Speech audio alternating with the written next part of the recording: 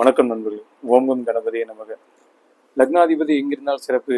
அடுத்து நம்ம பார்க்க போகிறது வந்து பார்த்தீங்கன்னா சிம்மம். சிம்மத்திலேயே வந்துட்டு லக்னாதிபதி இருக்கிறது சிறப்பு. தனுசு வீட்டில் இருக்கிறது படுங்கு சிறப்பு. மேஷ வீட்டில் அவர் உச்சம் அப்படிங்கிற நிலைமை அடைவார். மூன்றாம் இடத்துல வந்து பார்த்தீங்கன்னா அவர் நீசம், அதாவது துலாம் வீட்டில் வந்து நீசம் அடைவார். அவருக்கு முறையான நீச பங்கம் கிடைக்கணும். அதுக்கப்புறம் வந்து பார்த்தீங்கன்னா உங்களுக்கு மகர வீட்டில் இருக்கிறது ஒரு இயற்கை சுபர் பாவர் அப்படிங்கிற ரெண்டு கணக்குல ஒரு வரதுனால மகர வீட்டில் இருக்கிறதும் உத்திரையான புண்ணிய காலம் அப்படிங்கிறனால போகிறதுனால அங்கே இருக்கிறதும் சிறப்பு தான். 7ல் இருந்தாலும் பரவாயில்லை. 8ல் அவர் மறைந்தாலும் ஜாதகர் வந்து வெளிநாட்டு வெளியூர் போன்ற மாநிலங்களில் பிழைக்க வைத்து நல்லபடியாக கடத்தி விடுவார். 10ஆம் இடத்துல இருக்கிறது படு சிறப்பு, ஏன்னா திக்பலம் அப்படிங்கிற நிலைமை அடைவார். 11ல் இருந்தாலும் ரொம்ப பிரமாதம். ஸோ 12ல் இருந்தால் மட்டும் ஜாதகர் வந்து பார்த்தீங்கன்னா அவரையும் வெளியூர் வெளி மாநிலம் அப்படிங்கிற மாதிரி இருப்பார். தந்தையை பிரிந்து வாழக்கூடிய ஒரு சூழல் அப்படிங்கிறது உருவாகும். ஸோ பொதுவாக வந்துட்டு சூரியன் வந்துட்டு ஆத்மகாரகனா எல்லா லக்னத்துக்கும் பொதுவாக வரதுனால அவர் எங்கிருந்தாலும் சிறப்பு தான், சனிபான் வீட்டை தவிர்த்து. நன்றி.